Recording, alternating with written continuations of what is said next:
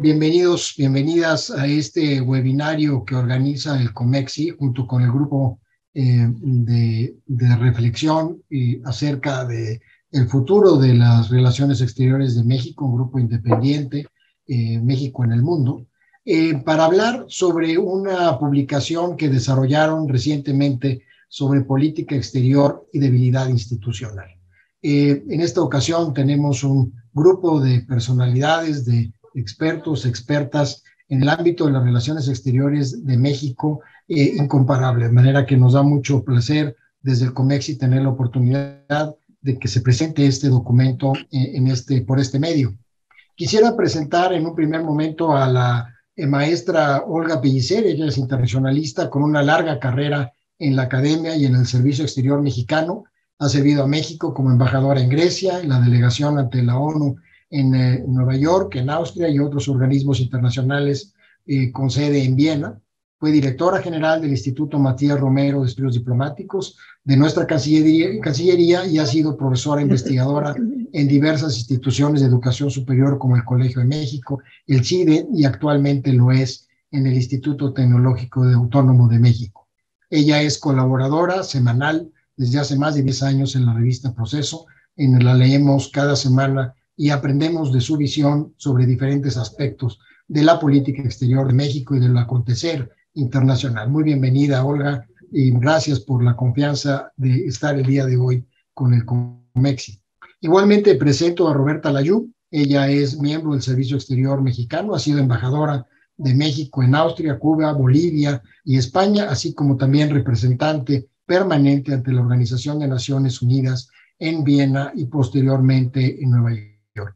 Ha sido una asidua escritora, particularmente de la historia mínima, de las relaciones exteriores de México con el Colegio de México, así como también en la obra colectiva de embajadores de Estados Unidos en México, Diplomacia de Crisis y Oportunidad, una obra que en su momento presentamos aquí en el COMEXI, muy interesante y muy útil para quienes estamos interesados en la relación con Estados Unidos. Ella es miembro además de la Junta Directiva del COMEXI en este momento. Muy bienvenida, Roberta.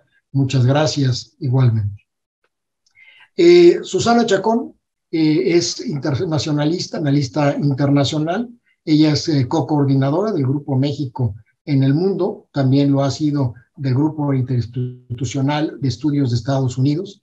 Es actualmente la secretaria general de la sección mexicana del Club de Roma, así como también de consejos editoriales de varias revistas, como es el de la revista del Banco de Comercio Exterior, Bancomext.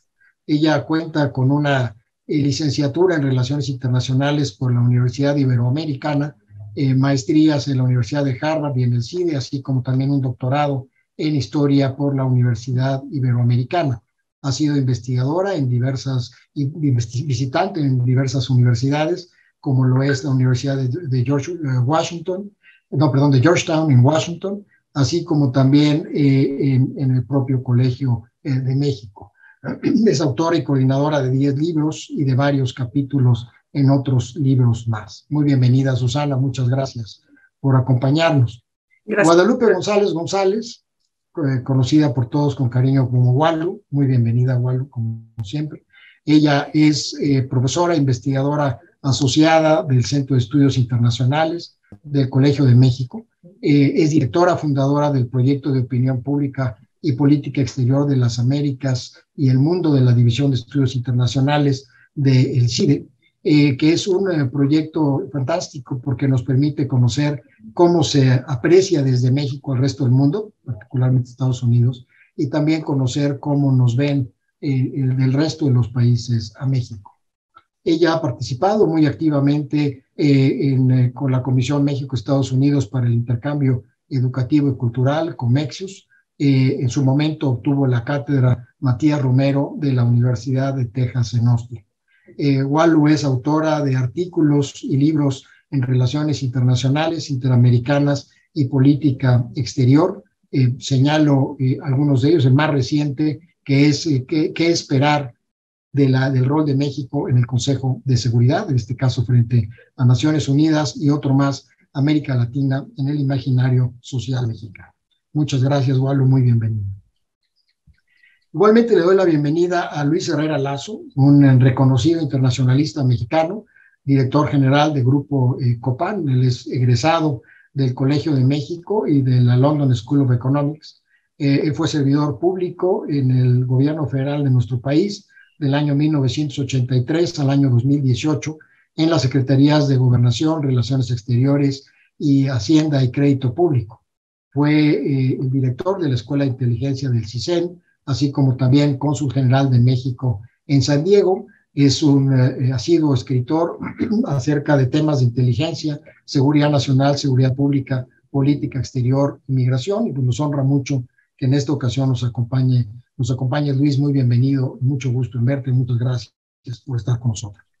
Igualmente doy la bienvenida al doctor Casio Luiselli, actualmente profesor e investigador asociado en el programa universitario de estudios de desarrollo de la Universidad Nacional Autónoma de México. Él es profesor emérito del Instituto Tecnológico de Estudios Superiores de Monterrey en su campus de la Ciudad de México, así como profesor de posgrado en el Instituto Mora. Casio es economista por la UNAM con maestría y doctorado en la Universidad de Wisconsin, habiéndose especializado en economía agrícola y asuntos internacionales. Recientemente ha participado con nosotros en el COMEXI en una serie de webinarios. Ayer tuvimos el segundo, en este caso fue en el primero, sobre la crisis en materia de seguridad alimentaria derivada, o diría yo acentuada, por la guerra entre Rusia y Ucrania. Ha sido el maestro Luiselli, el doctor Luiselli, ha sido director del Departamento de Estudios Internacionales del Tecnológico de Monterrey, ha sido embajador de México en la República de Corea, el Uruguay y Sudáfrica, siendo además nuestro primer embajador en Sudáfrica cuando llegó al gobierno Nelson Mandela. Muchas gracias, Casio, muy bienvenido. Y también presento a Isidro Morales, un muy querido y respetado académico y amigo, egresado del Colegio de México, con un doctorado en Relaciones Internacionales del Instituto de Estudios Políticos de París. Ha sido investigador en el propio Colegio de México, así como en otras universidades. Actualmente lo es en el Instituto Tecnológico de Estudios Superiores de Monterrey. Él es autor de varios libros, particularmente en los temas de energía, como es el caso de la industria petrolera mexicana y la integración geoeconómica y geopolítica de México en el espacio de América del Norte. Son esas sus áreas de investigación: economía política de la energía, economía política y geopolítica de la integración comercial, la relación exterior de México con los Estados Unidos y la teoría crítica de las relaciones internacionales. Miembro del Sistema Nacional de Investigadores en su nivel 3 y es además editor de la revista semestral Latin American Policy, en la cual pues promueve la publicación de artículos de ponentes mexicanos y de otros más. Debo decir que la gran mayoría de los miembros de este grupo de México en el mundo son miembros del COMEXI, lo cual a su vez honra al COMEXI que así lo sean. Y bueno, pues nos da mucho gusto que se haya dado la posibilidad de que en este espacio, en esta plataforma virtual del COMEXI, podamos escuchar la presentación de este texto que desarrolló este grupo de tan distinguidos mexicanos, de tan distinguidos especialistas. Por supuesto, no son todos quienes están aquí, son otros autores más. Ya la embajadora Pellicer hará referencia a ellos seguramente, pero en nombre del COMEXI, muchas gracias, bienvenidos y adelante, Olga, por favor. Muchísimas gracias, Sergio. Muchísimas gracias, COMEXI, por darnos este espacio. Muchísimas gracias a todos los que se han conectado. Yo voy a empezar haciendo muy brevemente una presentación de qué es este grupo de pensamiento que se llama México en el Mundo, cuándo se creó, por qué se creó y qué estamos haciendo. México en el Mundo apareció a comienzos de 2021. Y creo que hubo dos grandes razones que nos llevaron a convocarlo.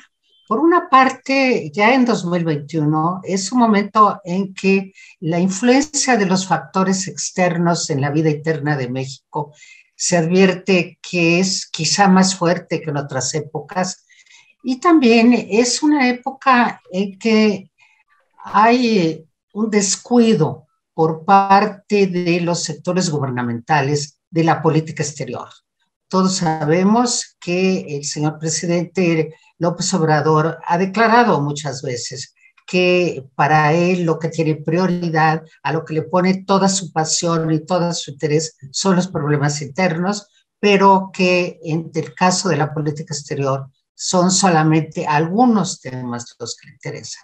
Eso nos hizo pensar que estaba quedando un vacío de interés institucional por cuestiones internacionales y nos llevó a reunir a un grupo de personas que nos reuníamos periódicamente para hablar de problemas internacionales, en particular los problemas internacionales que le interesan directamente a México.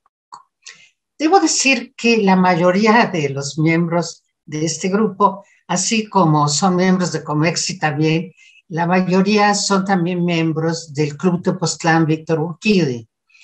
La razón por la que decidimos crear un grupo independiente del Club Tepoztlán Víctor Urquidi se debió a dos razones. Por una parte, porque queríamos realmente hacer un grupo que se concentraba exclusivamente en temas de política exterior. Y por otra parte, queríamos integrar a algunas personas que no son miembros del Club Tepoztlán, pero que sí pertenecen a México en el mundo. Bueno, el canal de expresión más importante que tenemos como grupo es la revista Este País. Le debo reconocer a Susana Chacón el importante esfuerzo que ella ha hecho para que se nos abra ese espacio y además también para que hagamos cumplimiento con bastante rigor de todos los compromisos que hemos adquirido con la revista. La revista Este País es ahora una revista digital, como saben, tiene un buen número no de suscriptores, sino de público que accede libremente, lo cual nos hace tener un público bastante numeroso. Es una de las cualidades que dan estas revistas en línea cuando son de libre acceso, como es el caso de Este País. Quizás Susana nos quiera decir después algunos datos muy rápidos sobre cuántas personas acceden mensualmente a la revista. Es un número bastante considerable. No sé, Susana, si tú nos quieres decir cuántos tienen acceso a lo que se publica en este país. Gracias, Olga. Pues mira, varía por temas y varía por meses también, pero el acceso es enorme. Hay artículos que los han descargado 9,000 veces, hay artículos que los bajan 90 veces, depende de cada tema, pero el hecho de que sea, como tú mencionas, un medio abierto al público, nos permite no nada más que los artículos estén en el momento que se publican, sino que muchos de ellos se vuelven a publicar y republicar, porque también estamos en redes sociales. Hay un seguimiento, por ejemplo, en Twitter bastante fuerte y, por ejemplo, artículos por decir alguno de nosotros, Carlos Heredia, que publicó hace 2 meses, ahora como el tema que trabajó es muy importante, se vuelve a subir a la red. Entonces, esto nos da una presencia bastante constante. Muchas gracias, Susana. Bueno, como vemos, estas nuevas tecnologías representan una manera novedosa, creativa y yo creo muy importante de poderse comunicar con el público. Dentro de la revista, lo que tiene que ver con cuestiones internacionales lo lleva principalmente México y el mundo a través de 3 tipos de publicaciones. Mensualmente publicamos algo que se llama Tablero Internacional. Eso es una tarea que le hemos encomendado principalmente a Isidro, a Susana y a Walu. Perdón si se me olvida alguien, pero sí, se publica con mucha regularidad y la recomiendo, es muy interesante. También se publica un artículo de fondo cada mes y también se venían haciendo unas entrevistas que también han tenido bastante éxito porque el público entra a verlas numerosas veces. Por lo pronto, ese programa está suspendido, pero tengo entendido que se va a retomar muy pronto. Entonces, ese es el principal canal de expresión que hemos tenido. Nos reunimos cada 15 días, el grupo coordinador cada semana, y hace algún tiempo decidimos que también era importante que el grupo hiciera publicaciones propias, documentos que no podemos considerarlos documentos académicos de fondo, sino que son, yo les llamo, lluvia de ideas. Son comentarios rápidos, muy espontáneos, pero yo creo muy interesantes, que compilamos y que lo ponemos en línea como documentos del Grupo México y el Mundo. Hasta ahora tenemos 2 de esos documentos, uno titulado Retos para la política exterior en el 2022. Es un documento que ha tenido mucho éxito, ha sido muy visitado, y este que vamos a comentar hoy, que se llama Política Exterior y Debilitamiento Institucional. Y voy a entrar un poco a comentar lo que nos llevó a hacer este documento y el tipo de difusión que nos gusta mucho que tenga. El documento titulado Política Exterior y Debilitamiento Institucional responde a un problema que no es solamente de la política exterior, creo que es un problema general de la administración pública de México en estos momentos, que es una falta de institucionalidad. Una falta de institucionalidad que se nota en la manera en que se toman decisiones sin que éstas tengan por detrás el respaldo de grupos de expertos, de conocedores, que puedan no solamente formular estrategias, sino también darle seguimiento, ajustarlas e informar también de lo que está ocurriendo con esas acciones que se han decidido.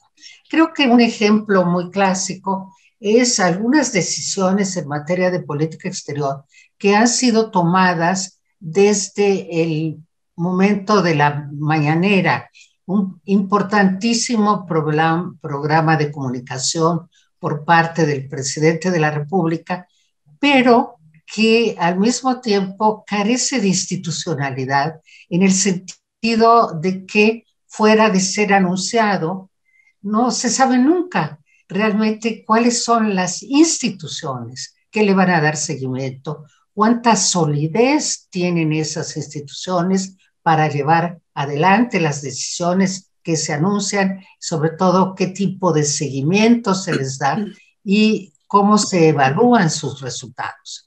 Esa falta de institucionalidad nos preocupa y por eso decidimos dedicarle un documento específico al tema de la política exterior en un marco de debilitamiento institucional que nos preocupa.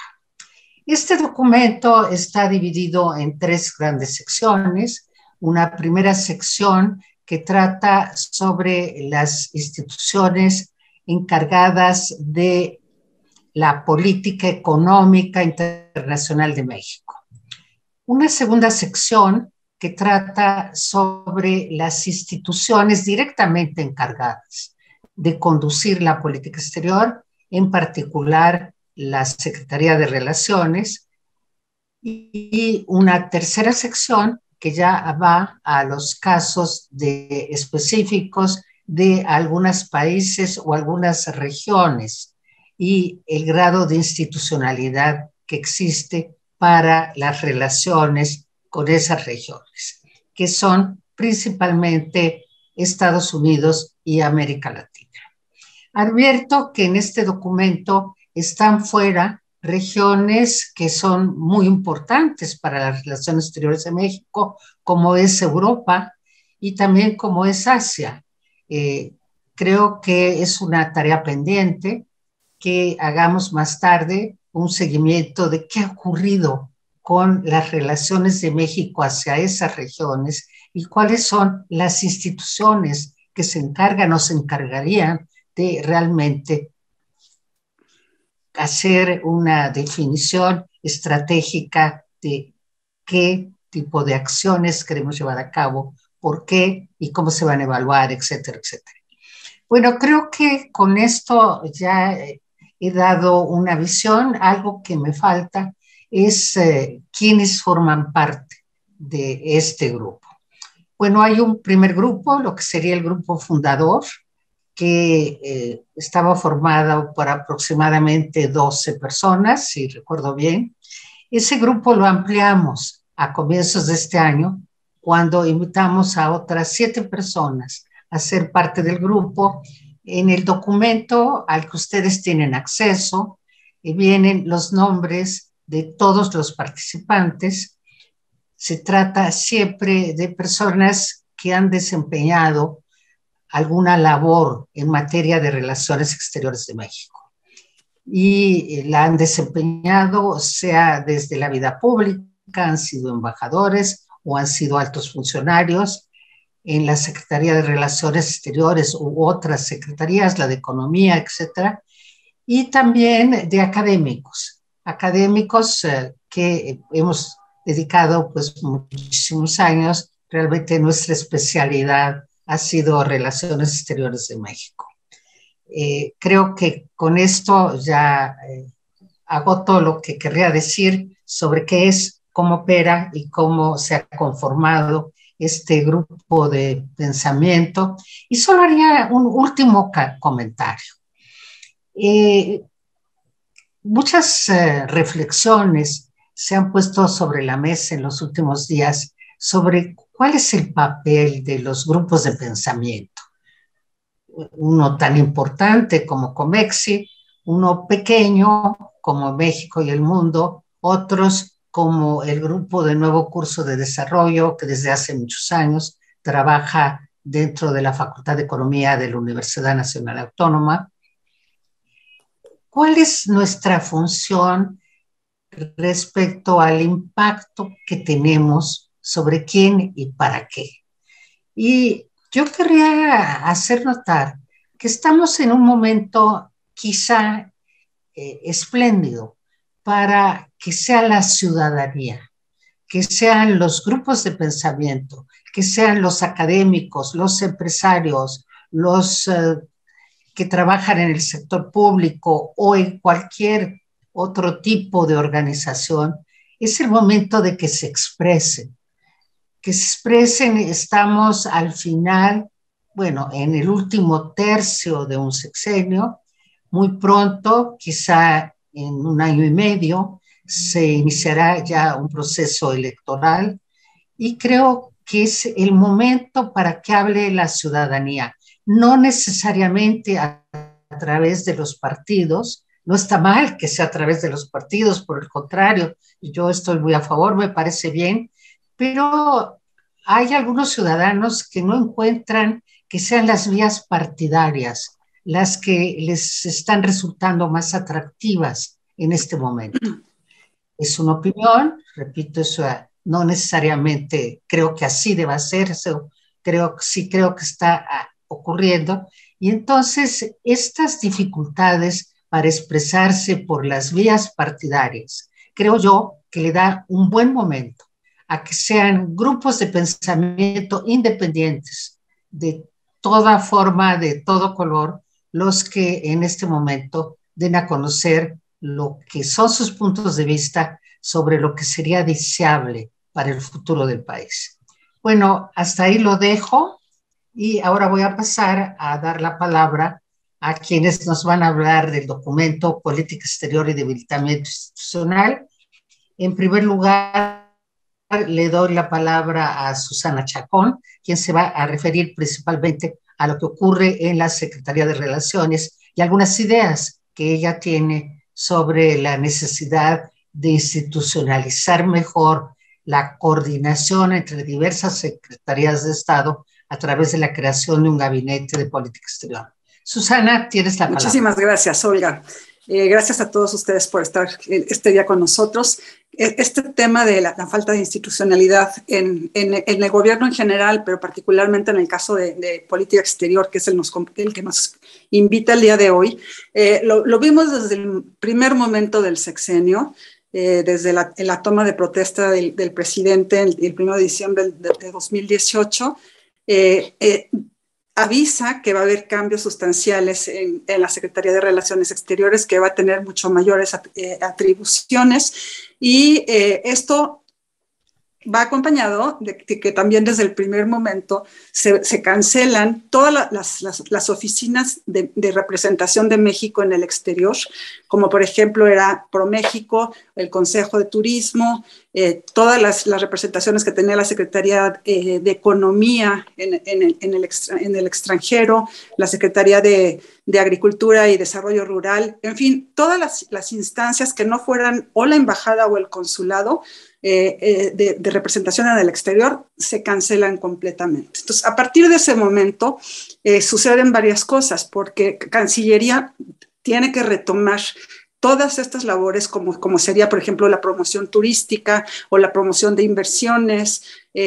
Otro tema que también pasa a manos de la Secretaría de Relaciones Exteriores es el de migración. Recordemos que migración se ubicaba dentro de la Secretaría de Gobernación, el Instituto Nacional de Migración, y ahora las labores de migración tienen un control desde la Cancillería, ¿no?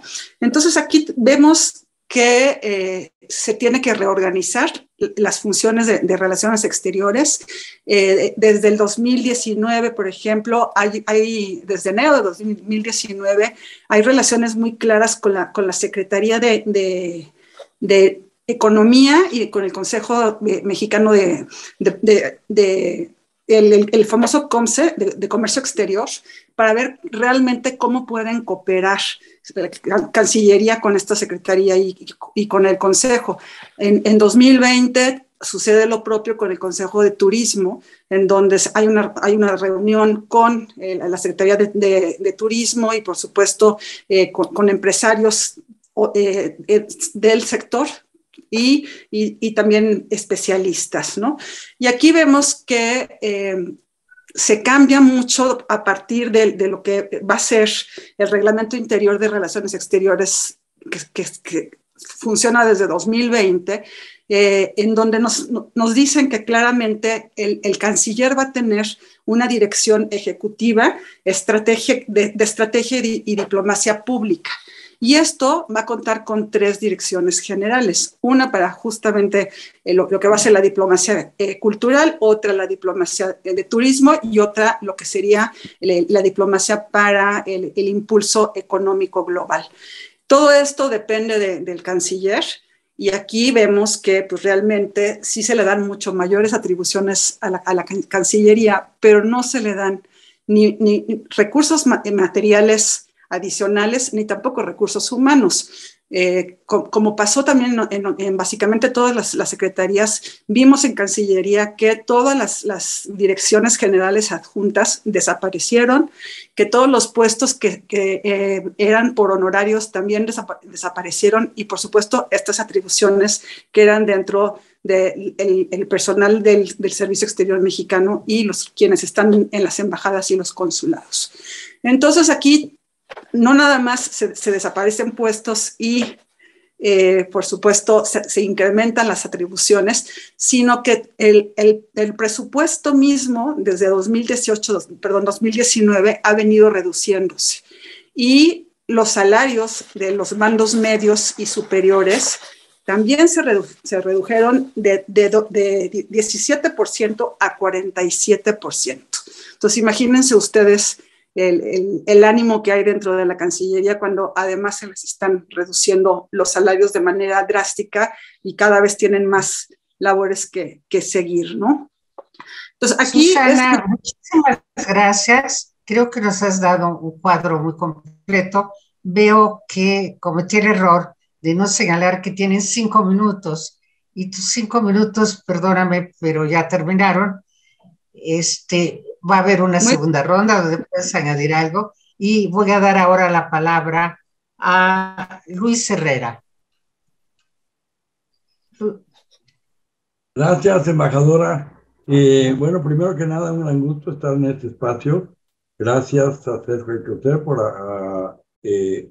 abrirnos el espacio de Comexi, este espléndido espacio de reflexión sobre la política exterior internacional de México, y ciertamente el gran gusto de estar con los colegas del Centro de Pensamiento de México ante el Mundo.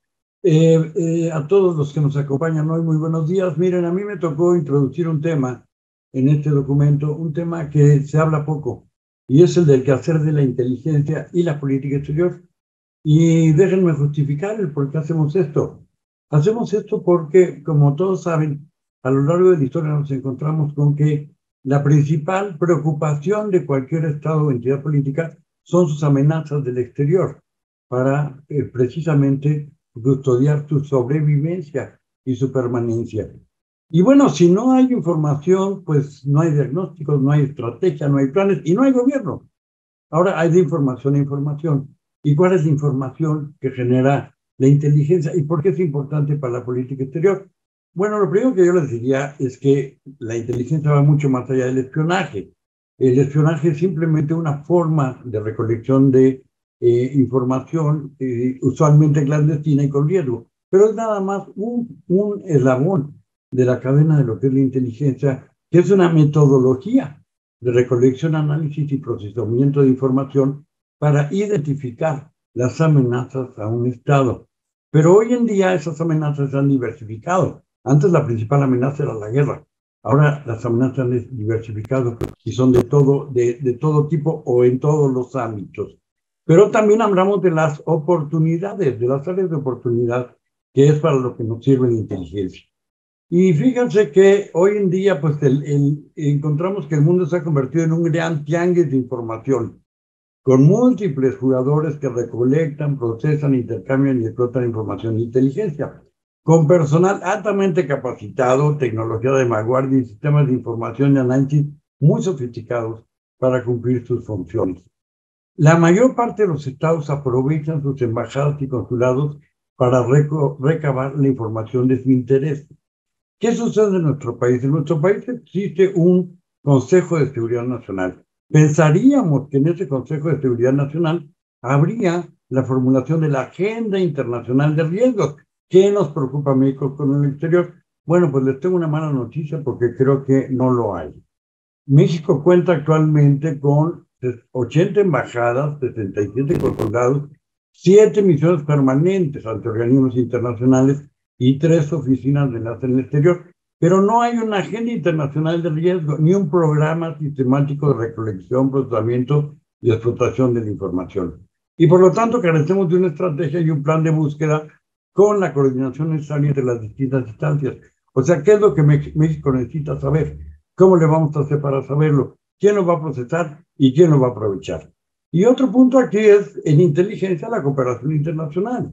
Porque la mayor parte de los países con aparatos sofisticados de inteligencia comparten inteligencia, que les es útil a todos, intercambian.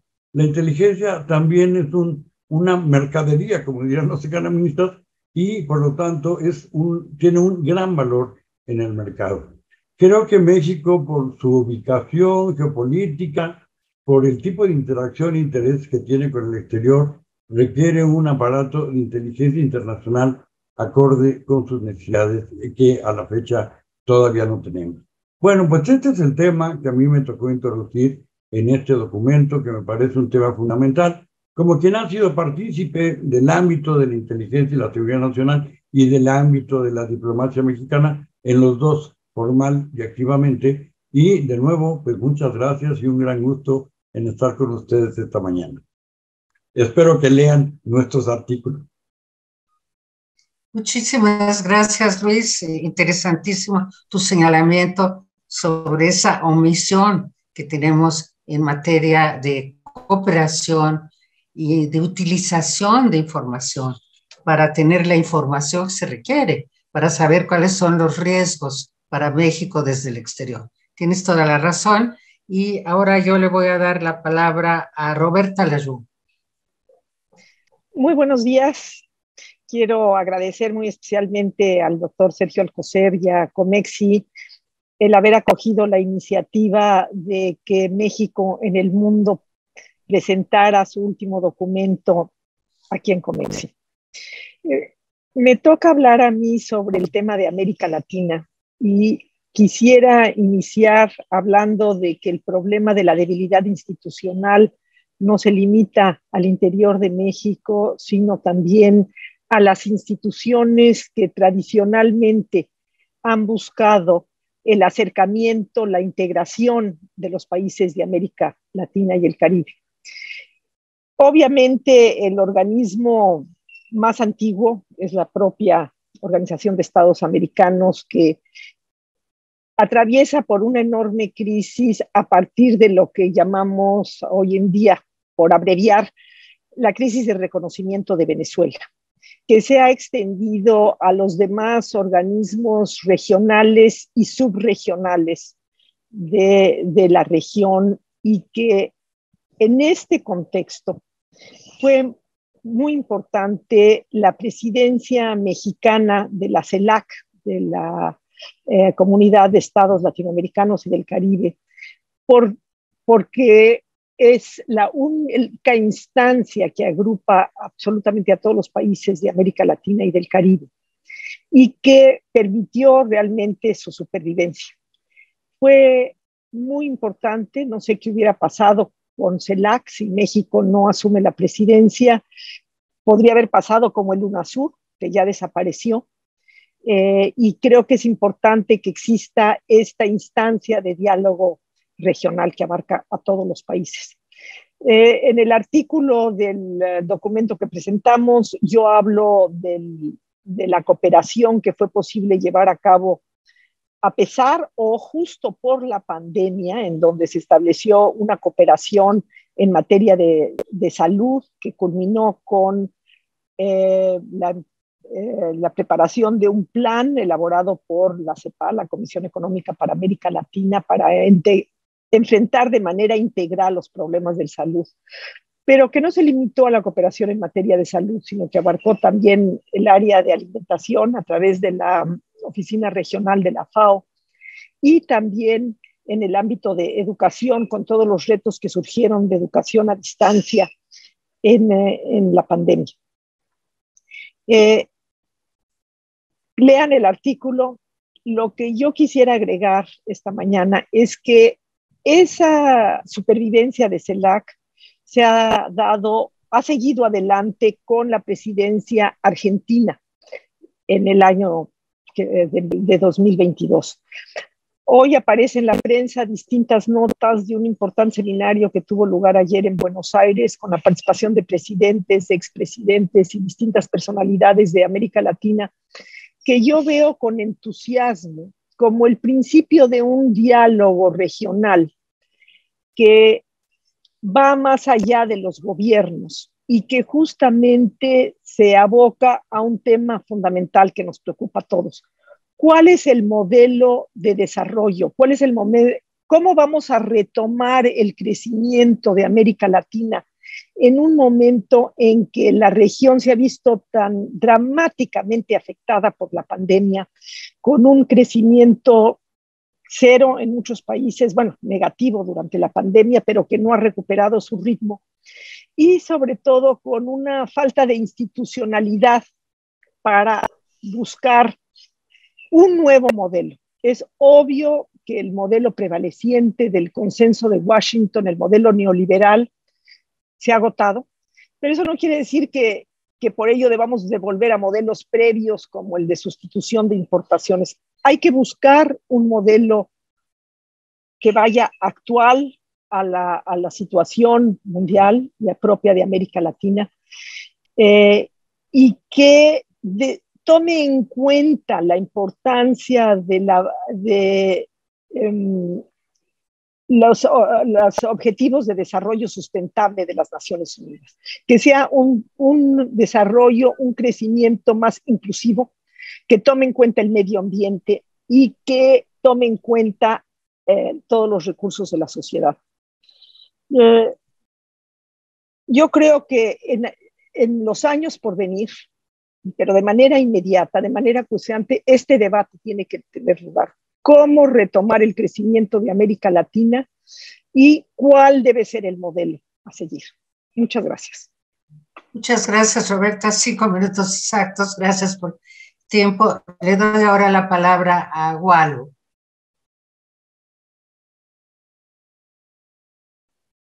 Muy buenos días, muchísimas gracias a todas las personas que nos escuchan, muy especialmente a Comexi por darnos la oportunidad de participar en este espacio de excelencia para muchos efectos. Bueno, yo quisiera referirme muy brevemente a la parte que me tocó a mí escribir en este documento y que tiene que ver con una evaluación de las capacidades institucionales de México en la relación con América Latina y el Caribe y los problemas de debilidad institucional que tenemos. Parto de la misma base que ya planteaba Roberta Layú, respecto a que el tema de capacidades tiene que leerse dentro del contexto regional de cada país. Y en este caso muy particular, México pues es el segundo país más grande de la región de América Latina y el Caribe, una región que cuando la comparamos con otros países del sur global, es una región en clara declinación en términos de capacidades, de gravitación y de presencia internacional. Primer punto, porque es un reto muy importante para México hacia futuro el fortalecer sus capacidades institucionales precisamente en un contexto regional de debilidad, de fragmentación, de dispersión. Y esa, digamos, debilitamiento de América Latina como región, hay muchísimos indicadores, yo mencioné algunos en el artículo, por ejemplo, el simple hecho de que en la última edición del indicador de presencia global del Instituto Elcano, ni Brasil ni México, que son los gigantes en esta región, aparecen entre los primeros países del mundo con presencia internacional. Es algo preocupante. Entonces, tenemos, además de este hecho, lo que ya mencionaba Roberta, en el sentido de que hay un debilitamiento, una fragmentación, un vaciamiento de muchos de los espacios institucionales multilaterales en la región. Y todo esto abona a hacer aún más complejo para México, ¿no?, el tener tanto presencia y capacidad de influencia en la región como proyección internacional, porque normalmente la región a la que pertenece un país suele ser una plataforma, ¿no?, de visibilidad externa. Pero en el caso particular de México, tenemos además el hecho de que México tiene una serie de problemas de debilidad institucional en sus relaciones con América Latina, y voy a mencionar, básicamente los voy a enlistar. Uno primero es un problema de cobertura. Cuando analizamos la infraestructura de representaciones diplomáticas de México, incluso en América Latina y el Caribe, vemos un problema de cobertura. Comparemos a Brasil, que tiene 33 embajadas en la región de América Latina y el Caribe, mientras que México tiene solamente 22. A esto añadimos otro problema, que es un problema, digamos, sobre todo creciente, que es hacia la desprofesionalización y politización de nuestra presencia diplomática en la región. Tomemos en cuenta, por ejemplo, que para junio del 2022, solamente 7 de las 22 embajadas que tiene México en esta región están a cargo de diplomáticos de carrera. Y esto, digamos, es un indicador de que algo está ocurriendo en la manera en la que se están manejando las relaciones con América Latina. Esto me lleva a un tercer problema que tiene que ver con cierta politización de las relaciones de México con América Latina. Y cuando hablo de politización me refiero básicamente a que son criterios muchas veces de política interna o que tienen que ver en cierta medida con las agendas electorales internas o fuentes de legitimidad interna de México, como se definen en ocasiones, ¿no?, las posiciones que se tienen en relación a América Latina y los alineamientos, más que con una visión de mediano y largo plazo con perspectiva de Estado para una fundamentación de nuestra presencia en el exterior. Y termino, hay bastante información en este artículo, pero también quiero yo resaltar dos cosas, y es el hecho de que el debilitamiento institucional de política exterior no solamente es de México, es de gran parte de los países de América Latina. Veamos los efectos que ha tenido la administración Bolsonaro en Itamaraty y que han llevado también al desplazamiento de cuadros profesionales en ese país, incluso, ¿no?, a decisiones como la ausencia de Brasil en organismos como la CELAC o, digamos, el debilitamiento de su presencia en Mercosur.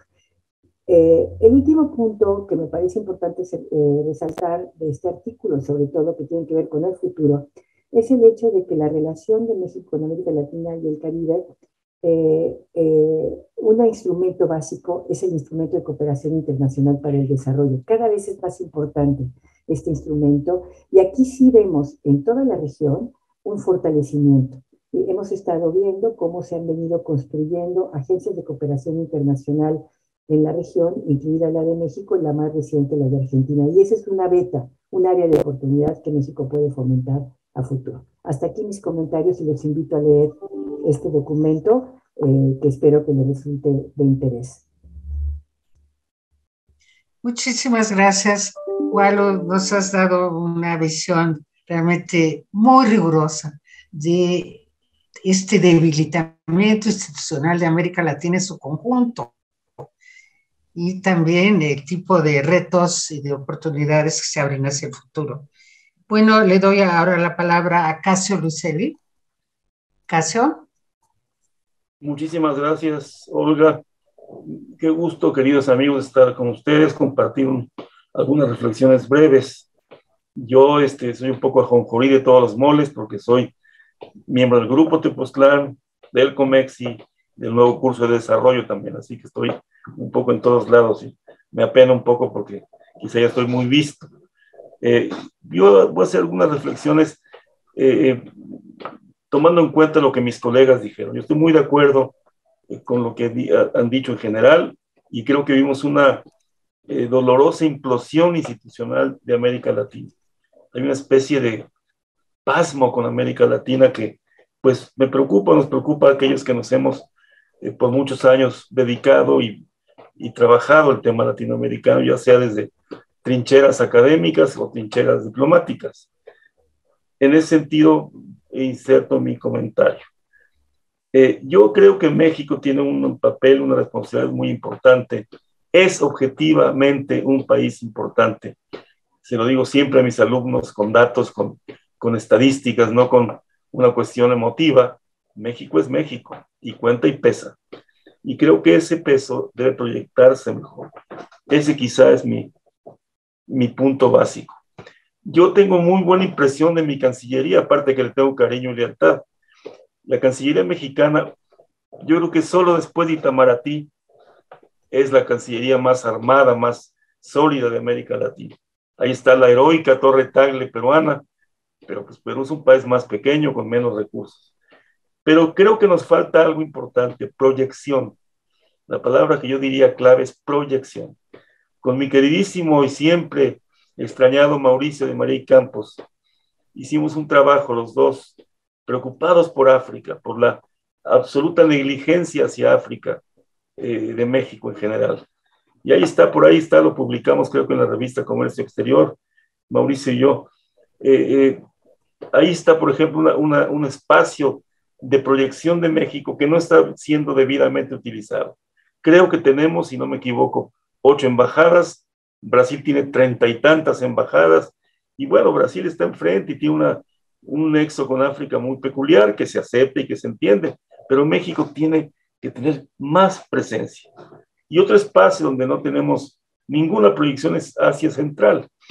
Cuando yo hablé y propuse 2 embajaditas, 2 modestas embajadas, una en Túnez, next, no me hicieron ningún caso, y otra en Kazajstán, y argumenté por qué era importante Kazajstán, el gas, el petróleo, el macizo euroasiático, todo lo que significaba, podía significarnos una modesta presencia en Kazajstán. Next, tampoco hubo eco a la propuesta. Creo que nos falta entender que México tiene un tamaño que debe proyectarse más en el mundo, tener más relaciones, más intercambios políticos y comerciales en el mundo. México tuvo una época de oro, de apertura hacia Asia-Pacífico. Ahí está la lucidez de Fernando Solana, y funcionó muy bien, y México abrió un espacio importante en Asia-Pacífico. Después de eso como que se terminó este elan por posicionar a México, ampliar los horizontes de México. Yo creo que Amexit, por último, con este término, es una excelente iniciativa, una buena institución, todavía muy incipiente. Como decía Susana, digo, sin recursos, ¿qué haces? Por más que tengas la etiqueta, Si atrás no hay recursos y no hay personas, pues no vas a llegar muy lejos. Creo que sí que estamos en un momento donde conviene replantearnos muchas cosas a este respecto. Yo contribuí en el texto con un trabajo de Asia del Este y otro muy complementario, Roberta, sobre América Latina, que le llamé Nación de Repúblicas. Pero pues no lo traté aquí porque está ahí en el texto para que lo puedan ustedes comentar y observar y hacerme críticas y sugerencias. Muchas gracias, colegas. Muchas gracias, Casio. Me gusta tu optimismo con el que ves algunas instituciones. Ojalá tengas razón. Le voy a dar ahora la palabra a Isidro Morales, por favor. Isidro. Gracias, Olga, y gracias a Comex y a Sergio Alcocer por este lugar. Yo contribuí con la sección de energía y medio ambiente.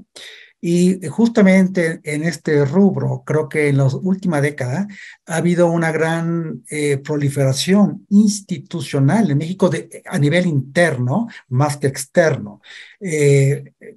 Basta mencionar que el objetivo de los últimos 10 años es elevar la seguridad energética del país a la par de promover la transición energética del mismo. En términos de seguridad, el objetivo sobre todo de la reforma energética de 2012, 2013, 2014, fue justamente abrir a la inversión privada, nacional y extranjera todas las cadenas de la industria energética del país, rompiendo el monopolio energético de Estado que había caracterizado. Esto fue por razones de seguridad, con el objetivo justamente de elevar la oferta no solamente de petróleo, sino también de gas y eventualmente de electricidad. Pero al mismo tiempo, y ahí yo menciono concretamente la Ley de Transición Energética, de 2018, se mandata a que el país promueva la descarbonización a través del sector eléctrico y por lo tanto se compromete o reafirma el compromiso de que para 2024, o sea que en 2 años, en México tiene que tener el 35% de electricidad generado por fuentes renovables. Las últimas cálculos muestran que México todavía está entre 29-30% no más, quiere decir que probablemente no lleguemos a eso, y eso es un compromiso interno. Ahora bien, el punto aquí es que en los últimos 4 años se ha mostrado que todas estas nuevas instituciones, como es la autonomía de la CRE, la autonomía de la Comisión Nacional de Hidrocarburos, la creación del SENACE, SENAGAS, en fin, podemos hacer todo un seminario sobre esto, se han debilitado, han sido capturadas, lo que demuestra, capturadas por el Ejecutivo, lo que demuestra justamente la debilidad de las mismas y la importancia, y es parte del debate que hay en este momento, de fortalecerlas en el futuro. Ahora, bien, este andamiaje interno está reforzado por compromisos internacionales, como es justamente la pertenencia de México en la Agencia Internacional de Energía, que poco se habla, pero que México entró en 2018, que le da compromisos de cooperación no solamente en materia de seguridad energética, justamente, sino también de transición. El Acuerdo de París, muy importante, mediante el cual México también asegura la reducción de sus emisiones de efecto invernadero, que México no ha logrado todavía reducirlas y que en principio, de acuerdo a sus últimos compromisos, lo va a realizar, pero no se ve muy claro debido a la debilidad de las instituciones internas que lo deberían de proveer. Y por último, y creo que es el momento, la coyuntura actual que estamos viviendo, hay otra gran compromiso que México tiene a nivel internacional, que es el TEMEC, el Tratado México, Estados Unidos, Canadá. Ahí es muy importante decir que el gobierno actual ha dicho de que no hay un compromiso en materia de energía, que el capítulo 8 del acuerdo asegura una vez más que México es soberano de sus recursos y que tiene derecho de cambiar la Constitución, cosa que, bueno, todo el mundo la tiene y que siempre lo ha tenido, incluso en el Telecán. Lo que no se dice, lo que se tiene que saber, estamos sabiendo ahora a nivel del público, es que México se comprometió bajo el TEMEC, también en el capítulo 14 y en el capítulo 22 del mismo, a proteger las inversiones que se dieron justamente en los últimos 10 años en el sector tanto petróleo, gas y electricidad. está claramente estipulado en el acuerdo, están los anexos, no está en letras chiquitas, está en letras grandotas, tiene nombre y apellido, y también está el capítulo 22 que asegura las reglas de competencia. ¿Qué significa esto? Sobre todo para empresas públicas. Hay un capítulo sobre empresas públicas y reglas de competencia que dice que las empresas públicas pueden existir, que incluso se les puede subsidiar. Incluso México negoció, digamos, acuerdos muy importantes para mantener apoyos directos e indirectos tanto a Pemex como a CFE. Todo eso se vale, lo aceptaron. Lo que no se vale, y lo dice claramente esos capítulos, es que cuando estas empresas comercialicen sus productos, tienen que someterse a reglas de competencia. Eso lo dice claramente, y eso lo ha dicho también la COFECE cuando ha impugnado una serie de cambios que han querido, digamos, revertir las reglas de competencia bajo la cual Pemex y CFE quieren trabajar. Entonces digo esto porque creo que en este momento vamos a probar qué tan fuerte institucionalmente es el TEMEC. Creo que los demás organismos han mostrado ser débiles, los internos. El Acuerdo de París finalmente es voluntario, ¿verdad? El AIE también es un acuerdo de cooperación, pero el TEMEC no, es un tratado jurídico que compromete y que genera costos de no cumplir. Entonces, ayer se acabó el periodo para las consultas. Todos sabemos muy bien que la representante comercial de Estados Unidos, Catherine Tai, convocó a consultas porque en caso de que no se llegue a resolver el problema de esta reversibilidad de las instituciones que yo he mencionado, entonces podría abrir un panel o paneles de arbitraje para ver si México puede cumplir y si no va a sufrir sanciones comerciales. Creo que aquí está un buen ejemplo de cómo un acuerdo de esta magnitud puede tener fuerza para mantener el cambio que México mismo se comprometió a hacer en años pasados. Así fue en el Telecán y esperemos que así sea en el TEMEC. Lo dejo ahí para que después sigamos la discusión. Gracias. Muchísimas gracias, Isidro. Creo que tenemos de verdad un cuadro muy completo de cuáles son las debilidades institucionales que hay en el campo de la producción de energía en estos momentos.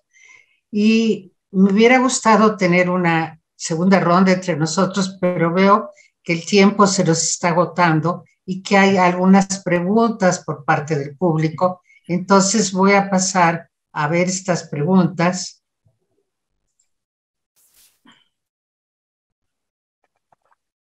A ver, tenemos aquí una primera pregunta, un poco técnica, pero que seguramente te interesaría, Isidro. La voy a leer. En términos de normatividad y estandarización, ¿qué nos podrían comentar? Es decir, la nacional e internacional y sus relaciones y cumplimientos. Es una pregunta anónima y no sé quién de ustedes querría contestarla. A mí me da la impresión que está dirigida a Isidro. Bueno, trataré de interpretarla porque es muy, muy amplia. A ver, si vamos al TEMEC, por ejemplo, es importante entender que a lo que México se comprometió, todo lo que son medidas de estandarización, normalización, acceso a mercados, son compatibles con las leyes mexicanas. O sea, México ha tratado de hacerlas compatibles porque es un acuerdo. Los acuerdos en México tienen nivel constitucional, entonces se tiene que hacer la reglamentación interna compatible. Y así lo ha hecho. De hecho, yo me atrevería a pensar que la renegociación del TEMEC en la parte energética refleja los cambios institucionales normativos de estandarización que se hicieron al interior de México en los últimos 10 años. Y tuvo el objetivo, como lo hizo también durante el gobierno de Salinas, de crear un candado para que no se revierta. Creo que así es como ha funcionado México. En el caso de Estados Unidos y Canadá es al revés.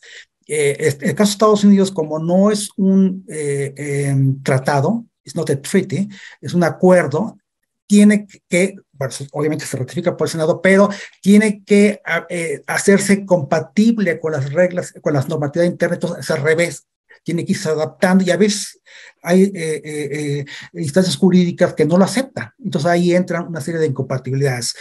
Pero en el caso mexicano, repito, es al revés. Entonces, en ese sentido, no hay ningún conflicto en México en términos de normalización y estandarización.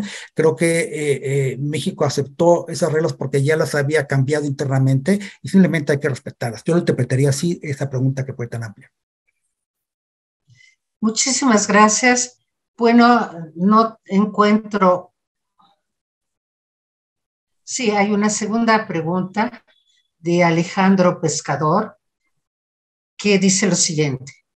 También existe en América Latina y el Caribe, esto va dirigido a Roberta Igualo, también existe en América Latina y el Caribe un debilitamiento institucional de la defensa de los derechos humanos y la democracia. ¿Cuál es su opinión? Gualo, ¿quieres contestar? Y luego Roberta. Sí, con muchísimo gusto. Me parece una pregunta sumamente pertinente. Lo primero que diría es que dentro del sistema interamericano, la defensa de derechos humanos y la defensa de la democracia, aunque son dos cosas que están completamente interrelacionadas, estamos hablando de dos campos institucionales distintos dentro del sistema interamericano. Del lado de derechos humanos, lo que tú tienes es la Comisión Interamericana de Derechos Humanos, que ha venido institucionalizándose cada vez más. Y a pesar de que cuenta con cuestionamientos, sobre todo, digamos, de los países en donde han sido incluso expulsados las misiones, como en el caso de Nicaragua o de Cuba o de Venezuela, ¿no? Es una institución, es un sistema que no tiene parangón más que en Europa. Entonces, me parece importante distinguir entre lo que es la base institucional de la defensa de derechos humanos y lo que podría ser la falta de acuerdos probablemente dentro del continente con respecto a qué importancia tiene o no la defensa de derechos humanos, ¿sí? Que en algunos casos lo que tenemos es que algunos países lo consideran como prácticas intervencionistas ilegítimas, ¿no? Entonces hablaría más bien, hacer esta distinción y hablaría también más bien de cuestionamientos. En el caso de la democracia, me parece, la defensa de la democracia, ahí sí veo un problema serio de contestación con respecto al régimen y al sistema que se dio a raíz de la Carta Democrática, porque hay cuestionamientos por parte de varios países, pero también de sectores importantes de la sociedad civil, en el sentido de cómo entender la democracia, ¿sí? ¿Cuál sería el modelo de democracia? ¿No? No solamente es este tema de si hay elecciones o no las hay, porque la Carta Democrática en realidad pues planteó en términos muy generales los fundamentos. Y aquí parte del problema ha sido precisamente un poco el manejo sesgado que ha tenido el tema de promoción de democracia por parte mismo de la Secretaría General de la OEA, de Luis Almagro. Entonces también hay que distinguir si el cuestionamiento es al sistema, ¿no? O al manejo o la politización que se puede hacer del tema por parte de la propia organización y del secretario general, ¿no? Entonces, estoy problematizando la pregunta, ¿sí? No dije ni sí ni no, porque yo creo que América Latina sí tiene instituciones en ambos casos, ¿no? Importantes que pueden salvarse y sostenerse a futuro. Muchísimas gracias por tu respuesta a esta interesante pregunta. Walo, Roberta, ¿querrías añadir algo? Bueno, yo creo que es una pregunta muy inteligente porque yo creo que justamente por el tema que está señalando de los derechos humanos, corre exactamente la división que existe en América Latina. Y es muy interesante lo que está pasando con la elección de nuevos gobiernos considerados de izquierda como Chile y creo Colombia, en donde si bien se consideran sobre todo claramente el gobierno de Boric en Chile, gobiernos de izquierda, es el gobierno de Chile, puedo asegurarlo, es defensor de los derechos humanos y de la democracia. La canciller chilena es una mujer especializada en el tema de los derechos humanos. Y entonces es muy interesante lo que está pasando, porque lo que tradicionalmente se consideraba que los gobiernos de izquierda eran más laxos en el tema de los derechos humanos, no es así, ¿no? Y estamos viendo que esto contribuye de manera importante a ver una visión distinta, a una visión distinta. Y así como señalé en mi intervención anterior, que es el momento de debatir cuál es el modelo de crecimiento y de desarrollo económico, yo creo que también es el momento de debatir cuál es el modelo sobre el respeto a los derechos humanos en América Latina. Muchas gracias, Roberta. Y vamos a la última pregunta del público, que es de Jorge Álvarez Fuentes, gran amigo, miembro de México en el mundo, y que pregunta: ¿se sabe cuál es el arreglo institucional actual de la AMEXID? Un órgano desconcentrado, con estructura y presupuesto, o una agencia sectorizada en la Secretaría de Relaciones que maneja y gestiona programas y proyectos? Es una interesante pregunta. ¿Quién la quiere tomar?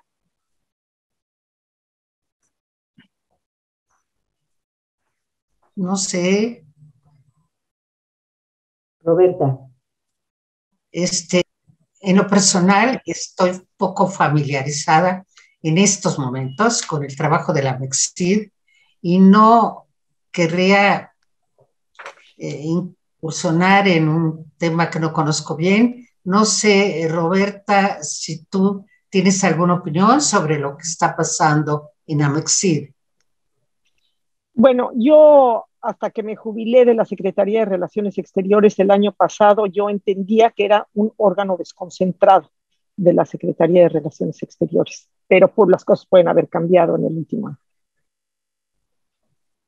Sí, bueno, veo que no tenemos una respuesta muy precisa para una pregunta interesante, porque justamente no estamos familiarizados con la manera en que AMEXID está manejando su presupuesto,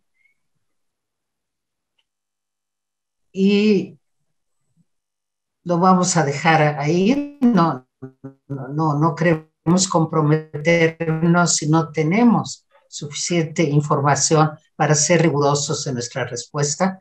Y voy a la última porque el tiempo se nos agota, que sería: ¿cuál sería el primer paso para revivir y fortalecer las organizaciones regionales en América Latina? Y bueno, de nuevo va para Walu o Roberta y cualquier otro de los presentes que quisiese tener una opinión sobre el particular. Creo que Casio levantó la mano luego. Walu. Casio. Bueno, pero primero Walu, ¿no? Bueno, yo lo que diría entonces rápidamente nomás a esta pregunta: tomarnos en serio CELAC, apuntalar CELAC, es el foro que nos reúne a todos, y a partir de ahí construir hacia adelante. Y luego un proceso de convergencia entre toda esta proliferación de instituciones que tenemos en la región, hacerlas converger, empezar a depurar. Y yo creo que CELAC es un vehículo muy importante, y yo le apostaría mucho a CELAC si tuviera en mis manos tomar decisión. Gracias. Muchas gracias. Bueno, yo añadiría algo que me parece bastante obvio, pero que no tiene respuesta hasta que no tengan lugar las elecciones en Brasil. Yo creo que una manera de fortalecer y generar a los organismos regionales latinoamericanos es que regrese Brasil, porque por lo pronto Brasil no pertenece a la CELAC. Entonces yo creo que lo que ocurra con las elecciones en Brasil va a ser muy definitivo, muy importante para que este proceso de fortalecimiento pueda tener lugar. Y creo que con eso terminamos, porque se nos ha acabado el tiempo. Agradezco muchísimo a Comexi y a todos quienes se conectaron el que le hayan dedicado atención y nos hayan permitido difundir más ampliamente el trabajo de México en el mundo. Muchísimas gracias, Sergio, muchísimas gracias a todos ustedes y creo que nos despedimos.